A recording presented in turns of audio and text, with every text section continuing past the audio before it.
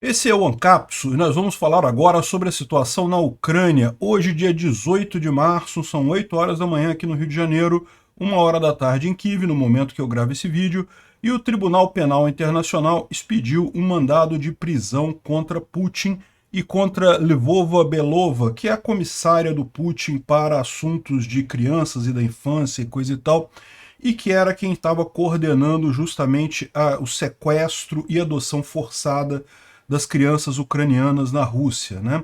Esse foi exatamente o crime que levou a esse mandado de prisão, a questão das crianças sendo retiradas de seus pais na Ucrânia, nos territórios ocupados, e enviados para a Rússia, muitas vezes em campos de reeducação, com aulas de russo, para elas esquecerem o passado ucraniano.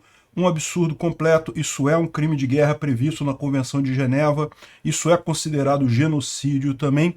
E o rapaz do TPI, né, do Tribunal Penal Internacional, deixou claro que outros crimes de guerra estão sendo avaliados, mas que esse, devido ao estágio avançado da investigação e ao fato de ser um crime que continua acontecendo, foi o que motivou o mandado de prisão cautelar do Putin, né?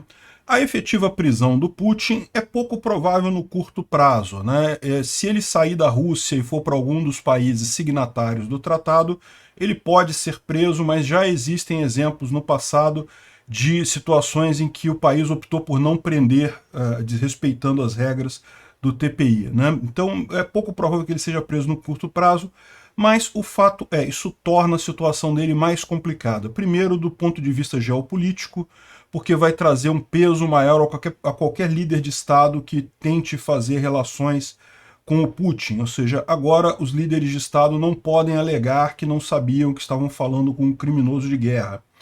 E outra coisa é internamente, né? O Putin e a Lvova Belova podem ser figurões lá na hierarquia do Kremlin, pouco provável que alguma coisa de ruim aconteça com eles, mas para pensar nos subordinados embaixo dessas pessoas, né? No final das contas, a gente sabe como é que funcionou o Tribunal de Nuremberg. O pessoal de mais baixo nível, lá de mais baixo escalão, acabou sendo muito mais condenado e acabou sofrendo muito mais do que o pessoal de alto escalão. Muitos do alto escalão conseguiram fugir. Então talvez o Putin, a Lvova, Belova consigam fugir, se dar bem e coisa e tal. Mas o pessoal que está debaixo deles olha para essa situação e pensa, se eu continuar obedecendo esse pessoal, eu vou me complicar no final dessa coisa, né? Então isso vai gerar também uma dificuldade maior para eles tomarem ações lá dentro, né? Enfim, foi assim que o Gaddafi se deu mal há um tempo atrás, né? Vocês lembram, o Gaddafi era o ditador na Líbia, havia um processo contra ele no Tribunal Penal Internacional, ele acabou condenado por esse processo, também pediram a prisão dele nesse processo, e cerca de 4 meses depois, é verdade, na época teve também forças especiais, forças externas atuando na Líbia, mas na verdade quem derrubou o Gaddafi especificamente foi o pessoal do próprio palácio, do próprio governo dele, que acabou tirando ele e decapitando ele, né? Enfim, não é impossível imaginar alguma coisa similar com o Putin.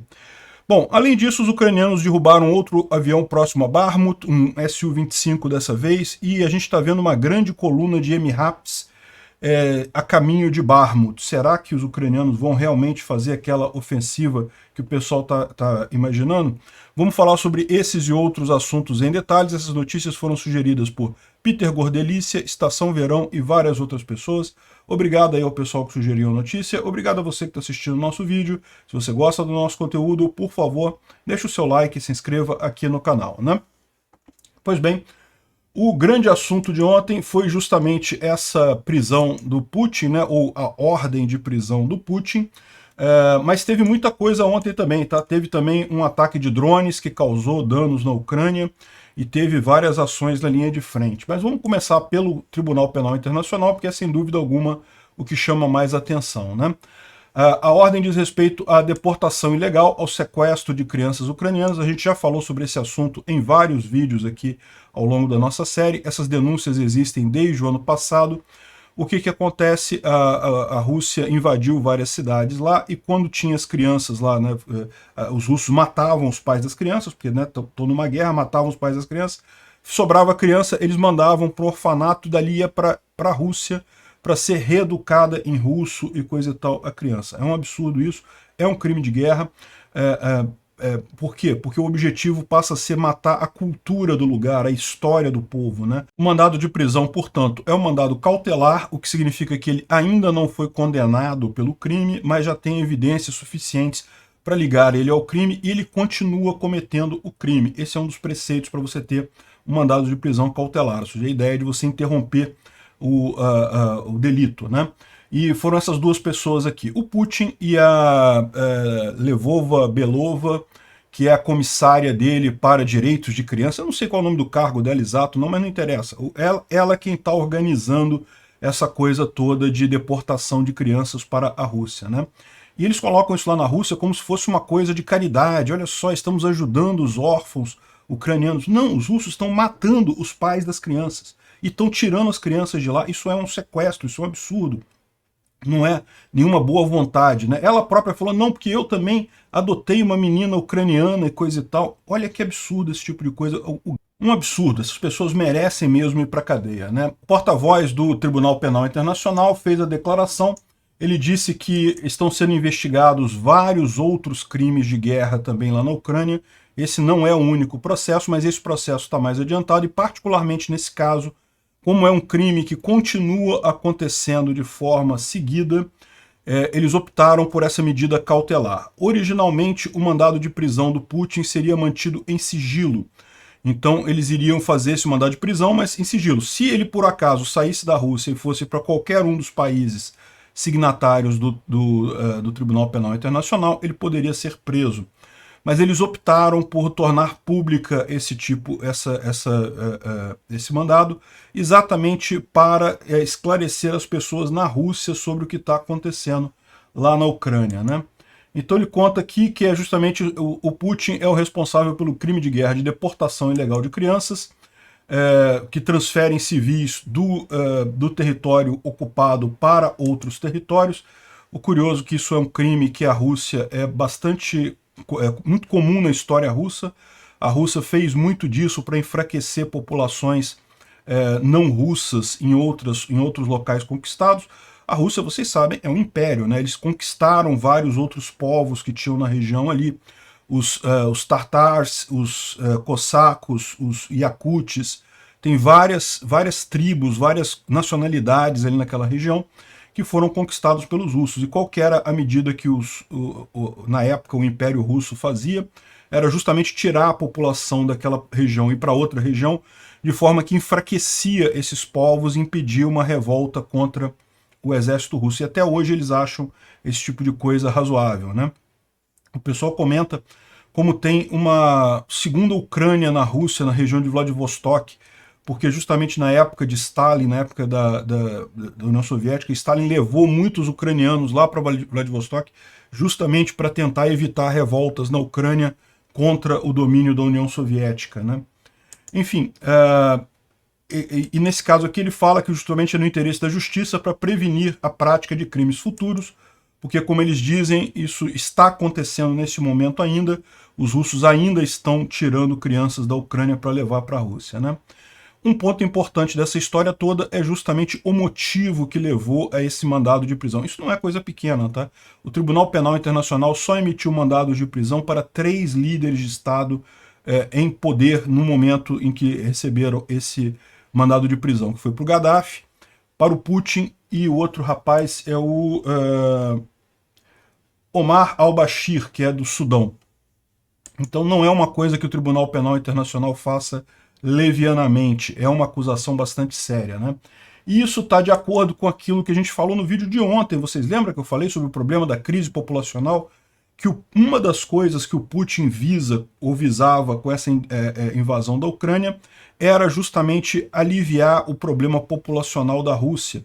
Porque a Rússia, embora tenha uma população 3 vezes maior do que a Ucrânia, tem uma área 10 vezes maior do que a Ucrânia.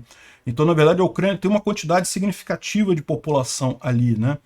E esse era um dos objetivos do Putin. É lógico, é mais um objetivo que ele falhou, porque ele esperava que ele ia conseguir dar um golpe na Ucrânia rapidamente e ocupar a Ucrânia em pouco tempo. Isso não foi o que aconteceu, e agora ele está perdendo muito mais jovens, está destruindo a juventude do país dele, justamente mandando mais homens para a linha de frente sem possibilidade nenhuma de conquistar a Ucrânia nesse momento. Na cabeça dele, no planejamento dele, um dos objetivos, um dos ganhos que ele teria com essa invasão da Ucrânia seria justamente repor a população na Rússia, que está diminuindo a cada ano que passa, né? E é isso que eu falo para vocês, essa crise demográfica que a gente vai enfrentar vai ser muito, mas muito mais importante que crise climática, mudanças climáticas, essas besteiras que o pessoal fica falando. Isso aí vai ser fichinha perto do grande desafio que a gente vai ter nas próximas décadas, que vai ser justamente a crise demográfica, né? E, por outro lado, mostra exatamente como é que países ditatoriais, países comunistas, países socialistas, controladores, não tem nenhuma chance, porque justamente ninguém quer morar nesses países. Então as pessoas naturalmente saem desses países muito controladores, muito autoritários e vão para países onde elas têm mais liberdade. Então, por isso que a Rússia está tão mal, por isso que a China está tão mal, os Estados Unidos não está tão mal assim, justamente porque atraem muita gente para suprir essa queda demográfica. E aí eu deixo o recado mesmo que eu deixei ontem sobre a questão aqui no Brasil. O Brasil tem que começar a se preocupar com isso, tem que acabar com esses governos de esquerda, socialistas, autoritários, que proíbem as pessoas de falar coisas na internet. Isso tem que acabar, isso é uma questão de vida ou morte para o Brasil.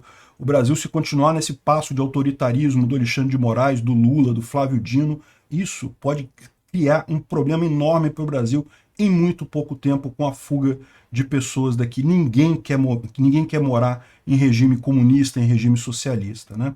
E sim, eu sei, o pessoal criticava o Bolsonaro pra caramba. Olha só, o Bolsonaro saiu e não deu golpe nenhum, não fez nada de mal, não fez nada de errado. Ao contrário, a gente nunca teve tanta liberdade aqui no Brasil, inclusive para criticar o governo, quanto durante o governo Bolsonaro, né? Agora, no Lula, a gente não pode nem falar as coisas direito, que já está arriscado ser censurado na internet, já estão falando de PL de fake news. Esse caminho é um caminho de destruição do país. Pois bem, mas a gente tem que ver, lógico, no caso do Putin, a questão, será que o Putin vai ser preso no final das contas?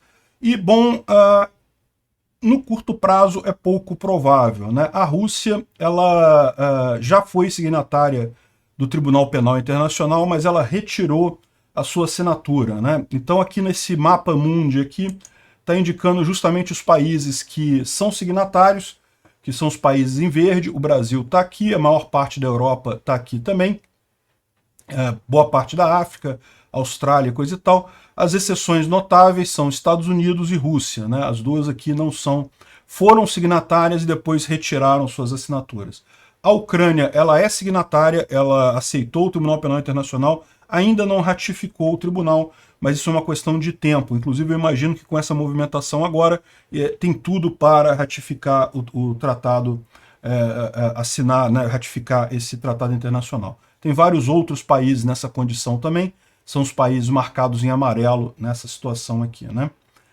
Então, em tese, se o Putin sair da Rússia e for para qualquer estado desse, qualquer país desse em verde, ele poderia ser preso, ele tem que ser preso, tá? Não é uma questão da escolha do país, mas já aconteceu no caso lá do presidente do Sudão, que já tinha um mandado de prisão contra ele, ele viajou para a África do Sul e a África do Sul não prendeu ele. Ou seja, já aconteceu de no passado países não agirem em cima do mandado de prisão. É errado, é contra o próprio tratado, mas não é incomum, né? Não é impossível que isso aconteça. O fato é, a prisão efetiva do Putin é uma coisa pouco provável, pelo menos no curto prazo. Mas isso não quer dizer que ele não vai ter problemas, é o que eu expliquei, né? Ele e a Lvova Belova são ricos, são pessoas de alto escalão lá na Rússia, então eles estão bem, né? Estão no centro do regime ali. Agora, para pensar nos subordinados dessas pessoas, as pessoas que estão embaixo dela, que obedecem ordens dessas pessoas. Você começa a ter um medo maior nessas pessoas, porque, primeiro, elas não estão tão bem assim no regime. Elas não são pessoas de alto escalão, não estão ganhando rios de dinheiro por lá. Segundo, ela pode estar sacrificando o futuro dela, que o futuro dela pode ser bem ir para o exterior e coisa e tal, e fazer alguma coisa fora da Rússia. E segundo, se o governo russo falhar, essa pessoa só tem a perder, ela não tem mais nada a ganhar ali, né? Então, isso incentiva insubordinação, enfraquece o apoio ao Putin no próprio governo e também na comunidade internacional. O Xi Jinping, a gente vai falar sobre isso daqui a pouco, tá para ir lá na Rússia, né? E até aqui não foi anunciada a viagem. A gente já está falando há alguns dias que ele está para ir lá na Rússia agora no dia 21, 22 de março, né? ainda não foi anunciada a viagem, e aquele negócio começa a ficar uma coisa mais chata para ele. É possível que a essa altura, como a viagem já estava marcada e coisa e tal, que o Xi Jinping vá de qualquer forma a Rússia, mas cria um clima mais diferente nessa história. Por quê? Porque o Xi Jinping agora não pode alegar que estava simplesmente conversando com um chefe de Estado, né? Ele sabe agora que o Putin é um criminoso de guerra. E o Tribunal Penal Internacional também respondeu ao questionamento de, uma vez que a Rússia não é assinante desse tratado, como é que podem prender uma pessoa ou decretar a prisão de uma pessoa na Rússia? E o Tribunal Penal Internacional disse que, não, a questão é a seguinte, pelas regras do tribunal, a pessoa, onde o crime é cometido é que precisa ser signatário do tribunal. No caso, a Ucrânia, ela aceitou o Tribunal Penal Internacional 2 vezes, em 2014 e 2015, ainda não referendou na Veronkha Rada, lá na Câmara ucraniana, mas isso deve acontecer aí em breve.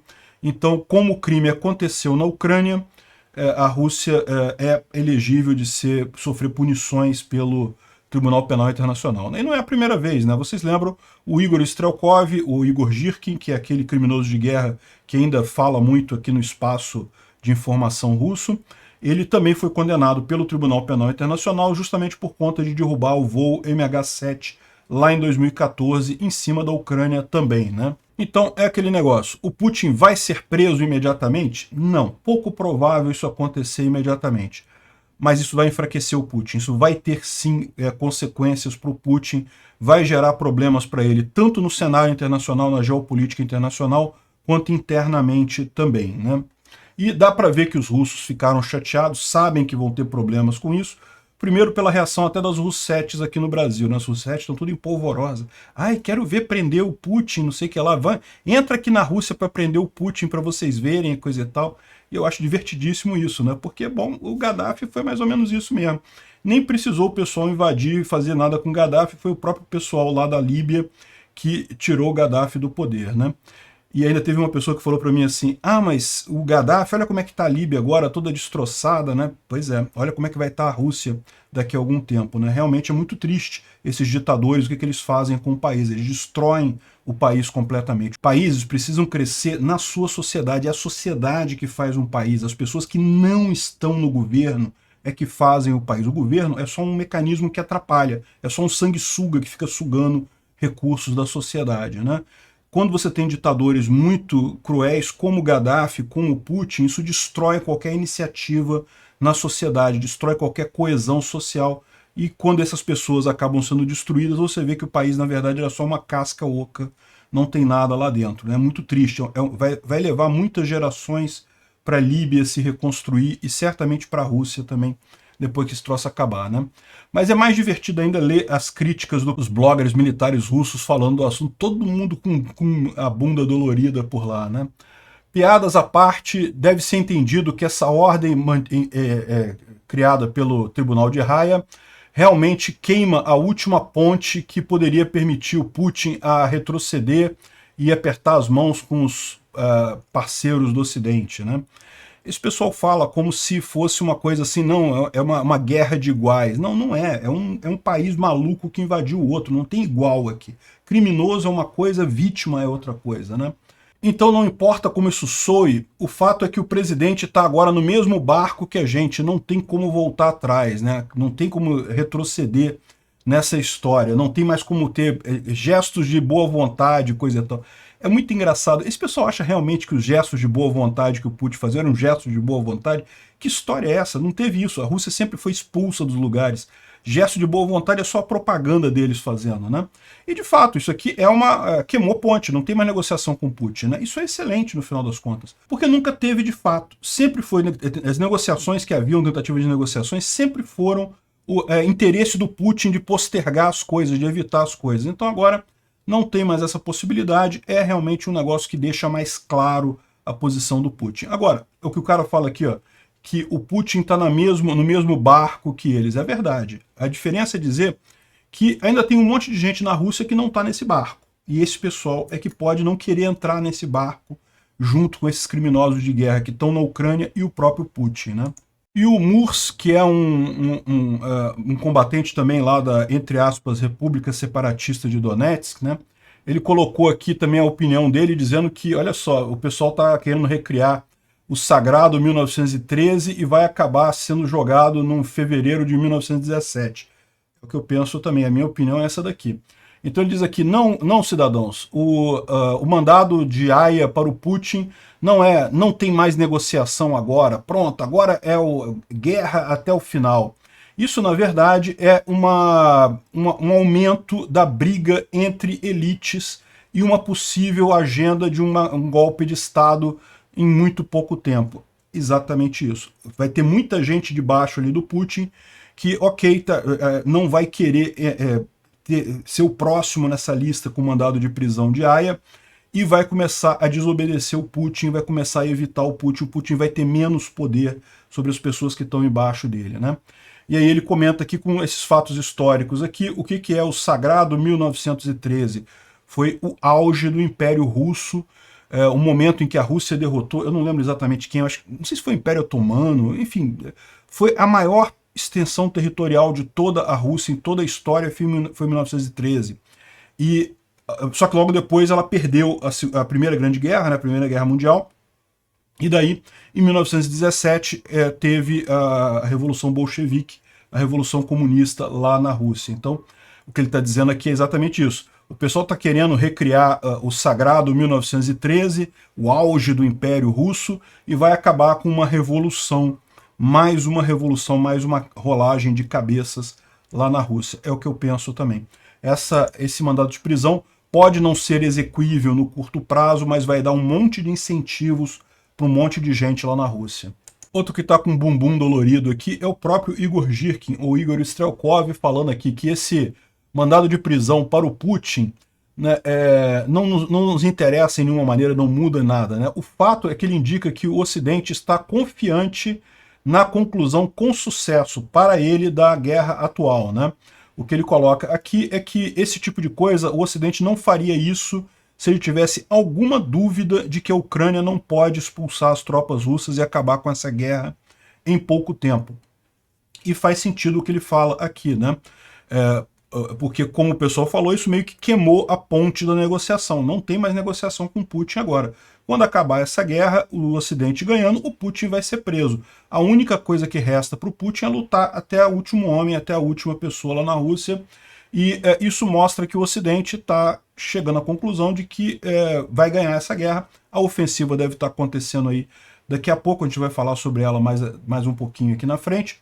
E justamente o que ele está dizendo aqui o Putin é, de forma previsível, identificado como o próximo Milosevic, ou Gaddafi, ou Saddam, ou Hitler, né? E estão preparando para lidar com ele exatamente como todos esses anteriores. Aliás, quem não viu isso desde o início dessa invasão, eu não entendi. Aqui no Brasil tá cheio de gente defendendo Putin, achando que Putin é a última bolacha do pacote, não sei o que lá e coisa e tal. Esse pessoal vai ter um trabalho danado mais adiante, tendo que apagar todas as postagens pró-Putin. Vai dar um trabalho danado isso, viu? Porque vai ser vergonhoso você, frente aos seus netos, dizer que, olha só, eu apoiei o Hitler da minha geração, né? Enfim, esse tipo de coisa é o que vai acontecer, tá mais do que na cara, e o pessoal do Ocidente está bastante confiante nisso para tomar essa ação, como diz aqui o Igor Girkin, né? Ou seja, isso mostra bem que se tem muita russete por aí achando que isso aí não quer dizer nada, que não vai ter diferença nenhuma, mas o Putin tem um monte de arma nuclear. Pois é, agora tem mais um motivo para o pessoal que está debaixo do Putin ignorar a ordem dele de disparar arma nuclear, se for o caso, né? E ele tem muito menos armas nucleares do que dizem que ele tem no final das contas. Sempre foi muito improvável Putin usar armas nucleares, sempre foi quase impossível isso. Agora, menos possível ainda, exatamente porque ninguém vai querer ser acusado de crime de guerra junto com um criminoso de guerra, né? Voltando para a Ucrânia, ontem teve um grande ataque de drones no início da noite de ontem. Foram 16 drones Shahed 136, 131, dos quais 11 foram abatidos. Infelizmente, houve sim alguns ataques que tiveram sucesso. Teve aqui em Khmelnytsk, teve um ataque grande, mas o principal foi aqui em Novomorovsk, próximo a Dnipro, em que teve realmente uma consequência muito ruim, atingiu uma refinaria de petróleo ucraniana, uma base de óleo, tá vendo? São vários tanques aqui, Então foi realmente uma explosão bastante danosa que aconteceu ali naquela região, esse grande depósito de óleo na cidade de Novomorovsk, né? Então a defesa antiaérea ucraniana não foi tão eficaz quanto normalmente é com esses drones. Esse drone destruiu esse grande depósito de munição que provavelmente era parte do combustível para a nova ofensiva. Não que isso seja um grande problema, certamente a Ucrânia tem mais combustível em outros lugares, não vai ser uma tragédia, mas foi realmente um evento sensível aí, né? O governador de Lviv também falou que teve ataques lá na região, os drones lá não causaram dano significativo, a maior parte deles foi derrubada, ou metade deles foi derrubado, mas não teve dano significativo, né? Então, infelizmente, teve esse ataque aí que teve algum sucesso pelos russos. Bom, uma outra observação sobre ontem também, os Estados Unidos já colocaram um novo drone muito maior, muito mais moderno para fazer o monitoramento no Mar Negro. Está aqui o RQ-4B, que é uma versão muito mais avançada, muito maior do MQ-9, que é o chamado Forte 10, e ele já está operando aqui no Mar Negro, exatamente suprindo a vigilância que o outro drone deixou de fazer, né? Os ucranianos derrubaram um Su-25 usando um Memped, olha só, aqui em Berestov, na região de Donetsk, é mais ou menos perto ali de Bakhmut, tá? É um pouco mais ao norte de Bakhmut.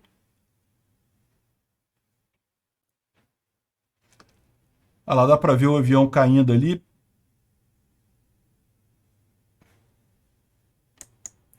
Berestov fica aqui, ó. Aqui nessa região aqui que o avião foi derrubado, né? Bom, além disso, teve também uma explosão num grupamento militar russo em Pereovani, que é lá na Crimeia, é perto de Simferopol. Então, aqui na Crimeia, mais aqui ao sul, essa grande explosão aqui, dá para ver uma coluna de fumaça subindo aqui, em cima justamente de um local onde haviam agrupamentos de tropas russas, né? Da 126ª Brigada de Defesa de Costa, né, costeira. Enfim, mais um ataque lá. É lógico, a gente mostra esses ataques assim, mas como eu falo para vocês, acontecem vários desses ataques, a gente não tem imagem de todos eles, né? Alguns só que acabam chegando aqui pra gente. Bom, isso aqui perto a Bakhmut, foi liberado esse vídeo aqui de uma grande quantidade de MRAPs, né, que são aqueles veículos resistentes a minas e coisa e tal, preparando para alguma coisa, uma coluna bem grande deles ali numa estrada próxima a Bakhmut. Imagina-se que eles devem fazer alguma operação muito em breve ali na região. O que o pessoal está estipulando justamente é que seria talvez aquela ofensiva que o pessoal estava preparando aqui em Bakhmut, a gente mencionou isso alguns dias atrás, né? Que os ucranianos optaram por segurar a Bakhmut, por manter aberta a linha de comunicação aqui, segurar isso daqui, e principalmente porque estavam preparando uma grande ofensiva que iria cortar os russos aqui. À medida que os russos avançam, a linha de frente deles fica mais ampla, fica maior, fica mais difícil de ser defendida, e daí permite que os ucranianos consigam fazer um contra-ataque, talvez com muito sucesso aqui nessa região. Vamos aguardar para ver como é que caminha essa preparação. A gente não sabe se é isso, se é outra coisa. Talvez aquele vídeo ali não tenha nada a ver com nada, mas o que estão mencionando é esse tipo de possibilidade dos ucranianos fazerem essa contraofensiva aqui, que talvez já seja a contraofensiva principal deles, já o início dela, né? Outra coisa que é importante lembrar, o Reporting from Ukraine estava lembrando que aqui no sul, na verdade, não foi só aquele ataque sobre Robotnik que houve, não, tá nos últimos dias, houve uma sequência de ataques ucranianos em várias posições, ataques pequenos, mas exatamente naquela visão que a gente colocou o ataque aqui em Robotnik, né? Que foi justamente um pequeno grupamento ucraniano fazendo um avanço só para testar a defesa russa. Isso é fundamental antes de uma ofensiva de larga escala, você saber como é que o inimigo está se preparando ali. Ou seja, você tem mais uma indicação de que pode ser que essa ofensiva ucraniana esteja muito próximo, né?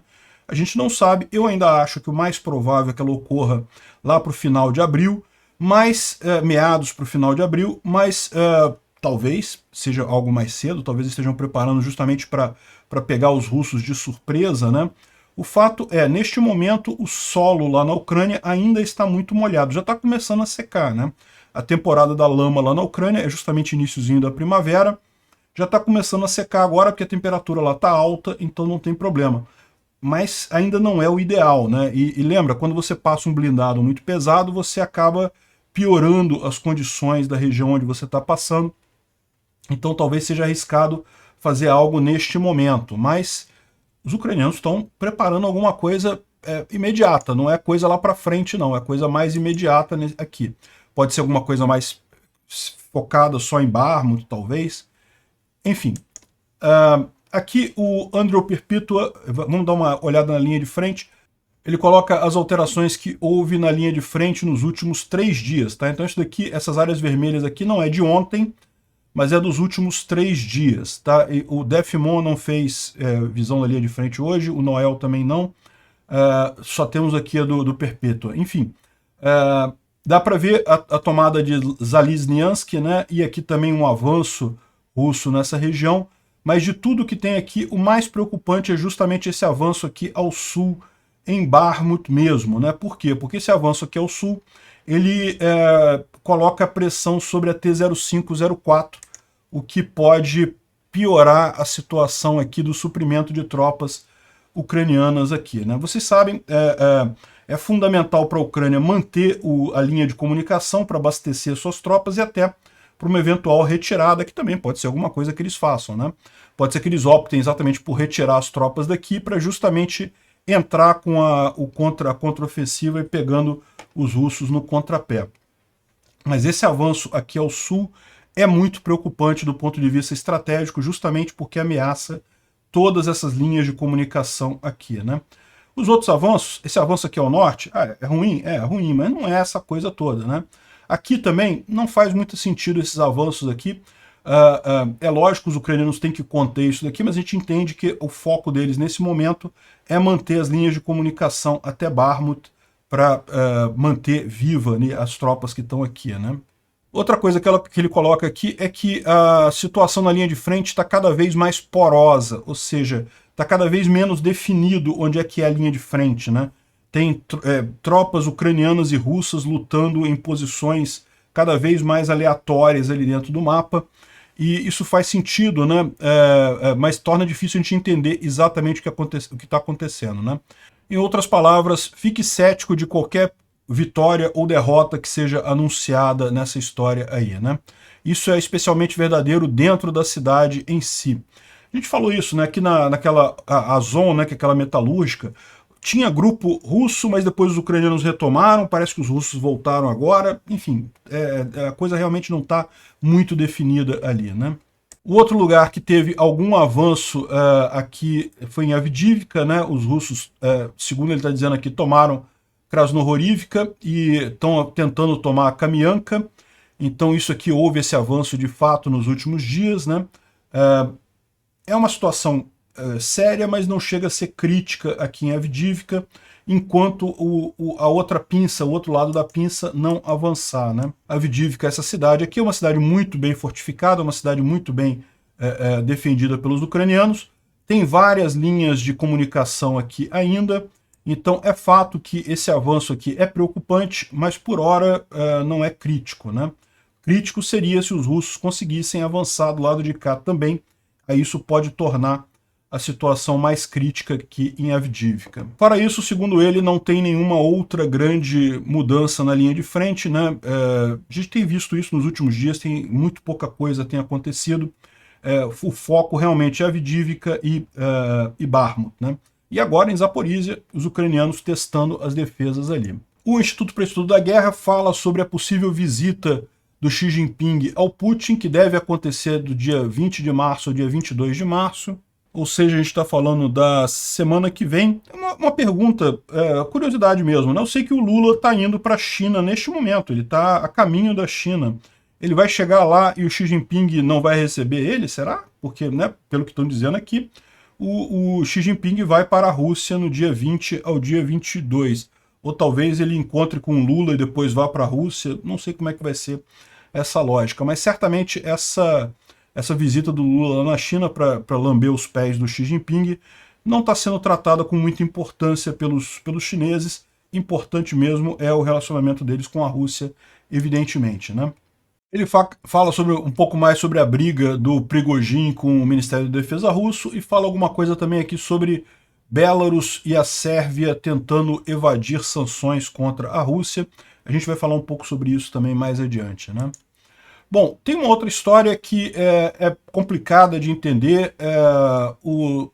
Um comandante ucraniano chamado Kupol, que é considerado um dos melhores comandantes ucranianos, ele deu uma entrevista para o Washington Post, em que ele criticou o treinamento das tropas ucranianas. Ele disse que está faltando muito treinamento, que os soldados estão indo com muito pouco conhecimento, que as condições estão muito ruins e coisa e tal de treinamento, que o ucraniano devia treinar melhor, o exército ucraniano deveria treinar melhor os seus soldados, né? E ele acabou sendo demovido, ou seja, o exército ucraniano optou por tirar ele do posto de comando e colocar ele como subcomandante de uma unidade, né? E tem muita gente criticando, dizendo que não, olha só, ele fez críticas e as críticas eram válidas, era importante o Ministério da Defesa considerar essas críticas e coisa e tal. A questão toda, o que eu penso aqui é que realmente ele fugiu da linha de comando, né? Porque no final das contas esse tipo de crítica você deve fazer internamente. Você deve criticar, não tenha dúvida, internamente esse tipo de problema. O grande erro é jogar isso na imprensa. Por quê? Porque isso acaba tendo repercussões em termos de política, em termos de apoio internacional ao país, em termos de um monte de coisa. Então, esse tipo de crítica feito desse jeito realmente pode ser acabar sendo prejudicial ao país, né? O cara, sem dúvida alguma, é um combatente muito valoroso. Eu tenho certeza que eles vão reabilitar ele muito em breve, mas uma punição era necessária para evitar que esse tipo de coisa se tornasse algo comum no exército ucraniano, né? Não estou dizendo que os problemas não existam, os problemas existem, evidentemente que existem, e eu imagino isso deve estar sendo tratado dentro do Ministério da Defesa ucraniano lá, deve estar sendo feito da melhor forma para corrigir os eventuais problemas que houve lá durante esse período, né? E dá para ver que o pessoal do Ukraine Frontlines, né, que são civis, né, que estão cobrindo a coisa, falando muito revoltados, dizendo que nós não somos a Rússia, não somos gados, não podemos ser mantidos em silêncio e coisa e tal. Pois é, mas eu acho que existe um ponto aí importante, que é justamente quando a pessoa que está dentro da estrutura militar critica a própria estrutura. Isso é um ponto que é realmente complicado de você contornar. Lógico, a Ucrânia não é a Rússia, as pessoas têm liberdade de criticar, tanto que ele está criticando aqui, não vai acontecer nada com ele. As pessoas têm liberdade de criticar o próprio exército ucraniano, mas a verdade é, uma pessoa de dentro do próprio exército começar a tecer críticas, isso pode ter consequências muito ruins, e eu acho que por isso que os ucranianos tomaram essa medida, que certamente não é uma medida popular. O cara é um herói de guerra, é uma pessoa importante dentro do exército, como eu disse, eles vão reabilitar ele muito rapidamente, mas é necessário esse tipo de punição, né? Bom, isso daqui é uma mensagem de otimismo aqui de uma ponte na região lá de Mykolaiv. Eu vou mostrar para vocês qual é exatamente a ponte. É nessa região aqui que foi retomada dos russos, né?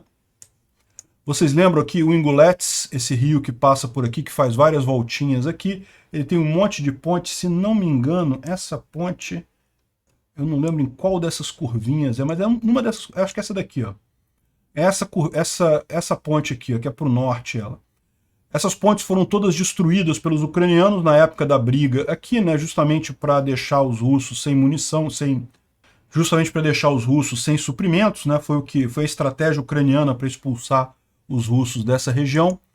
E essa ponte foi reconstruída muito rapidamente. Começou no dia 30 de... eu não vou saber ler esse nome aqui. Isso aqui é janeiro. 19 de janeiro estava a ponte totalmente destruída, sem nada. 30 de janeiro eles começaram a obra. Aqui é 4 de fevereiro. 4 de fevereiro eles já tinham colocado os pilastras. 20 de fevereiro já começaram a botar os vãos.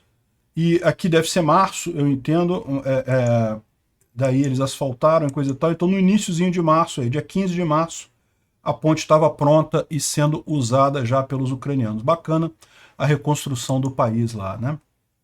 Bom, a Rússia está com um problema, uma vez que a Turquia parou de ajudar a Rússia a contornar as sanções do Ocidente, né?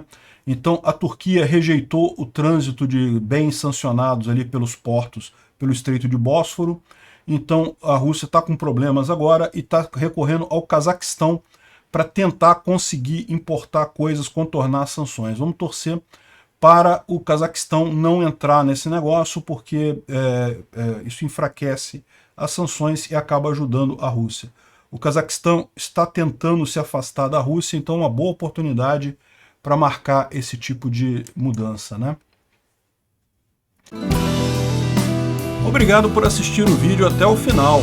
Além de curtir, compartilhar e se inscrever no canal, considere se tornar patrocinador com valores a partir de R$ 1,99. Clique no botão Seja Membro abaixo para saber as condições e vantagens de patrocinar o canal. Mais informações sobre o nosso projeto, visite nossos sites indicados na tela.